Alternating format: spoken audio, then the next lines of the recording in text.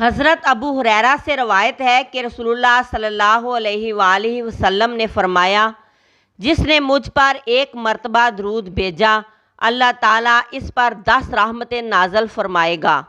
اسی طرح ایک اور حدیث میں آتا ہے، حضرت عبداللہ بن ابو طلحہ کہتے ہیں اپنے والد سے روایت کرتے ہوئے کہ ایک دن رسول اللہ صلی اللہ علیہ وآلہ وسلم تشریف لائے، آپ کا چہرہ مبارک خوشی سے تمتما رہا تھا۔ ہم نے کہا، آج ہم آپ کے چہرے پر خوشی کے اثرات دیکھ رہے ہیں۔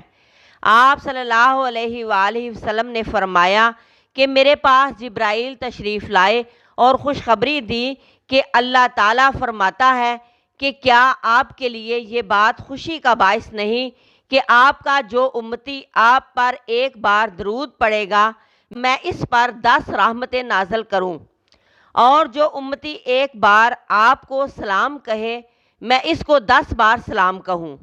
ایک حدیث کے مطابق 10 بار صبح آپ پر درود پڑھنا اور 10 بار شام کو پڑھنا آپ صلی اللہ علیہ وآلہ وسلم کی شفاعت حاصل کرنے کا ذریعہ ہے۔ حضرت عبداللہ بن مسعود کہتے ہیں کہ رسول اللہ صلی اللہ علیہ وآلہ وسلم نے فرمایا کہ قیامت کے دن میرے سب سے زیادہ قریب وہ لوگ ہوں گے جو مجھ پر زیادہ سے زیادہ درود بھیجتے ہیں۔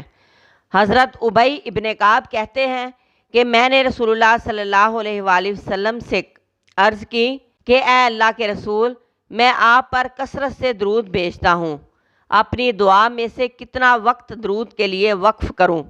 یعنی جب میں دعا مانگتا ہوں تو کتنا وقت درود شریف کے لیے میں لگاؤں؟ آپ نے فرمایا جتنا تو چاہے۔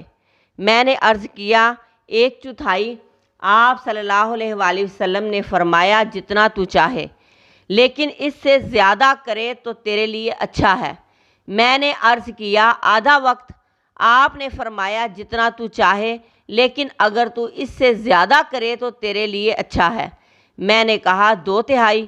آپ صلی اللہ علیہ وآلہ وسلم نے فرمایا جتنا تو چاہے، لیکن اگر زیادہ کرے تو تیرے لیے بہتر ہے۔ میں نے عرض کیا اپنی ساری دعا کا وقت درود کے لیے مقرر کرتا ہوں۔ اس پر رسول اللہ صلی اللہ علیہ وآلہ وسلم نے ارشاد فرمایا، یہ تیرے سارے دکھوں اور غموں کے لیے کافی ہوگا اور تیرے گناہوں کی بخشش کا باعث ہوگا۔ اس لیے ہمیں چاہیے کہ جب ہمیں کوئی پریشانی ہو، مصیبت ہو، ڈپریشن ہو اور کوئی کچھ سمجھ نہ آ رہا ہو کہ کیا مانگیں اور کیا نہ مانگیں، تو ہم اللہ کے نبی پر درود بھیجنا شروع کر دیں۔ جتنا پڑھ سکیں پڑھیں۔ اللہ کا فضل ہوگا کہ ایک دن مصیبتیں، رنج و غم، پریشانیاں ساری کی ساری ختم ہو جائیں گی، اور یہ درود آخرت میں نجات کا ذریعہ بھی ہوگا۔ آپ صلی اللہ علیہ وآلہ وسلم نے ارشاد فرمایا کہ بخیل ہے وہ شخص جس کے سامنے میرا ذکر ہو اور وہ مجھ پر درود نہ بھیجے۔ حضرت ابو ہریرہ سے روایت ہے کہ رسول اللہ صلی اللہ علیہ وآلہ وسلم نے ارشاد فرمایا، رسوا ہوا وہ آدمی جس کے سامنے میرا نام لیا جائے، ذلیل ہوا وہ آدمی جس کے سامنے میرا نام لیا جائے اور وہ درود نہ پڑھے۔ وہ ذلیل ہوا۔ رسوا ہوا وہ آدمی جس نے رمضان کا مہینہ پایا اور اپنے گناہ نہ بخشوا سکا۔ رسوا ہوا وہ آدمی جس کے ماں باپ بڑھاپے کو پہنچے اور وہ ان کی خدمت کر کے جنت میں داخل نہ ہو سکا۔ ان تینوں کے لیے رسوائی کی بات کی گئی، اور یہ بات آپ نے اس وقت فرمائی تھی جب آپ ممبر پر تشریف لے جا رہے تھے۔ ہر سیڑھی پہ آمین آمین آمین کہا۔ جبرائیل نے دعا کی اور آپ صلی اللہ علیہ وآلہ وسلم نے آمین کہی، تو قبول کرنے والا پھر کون ہوا؟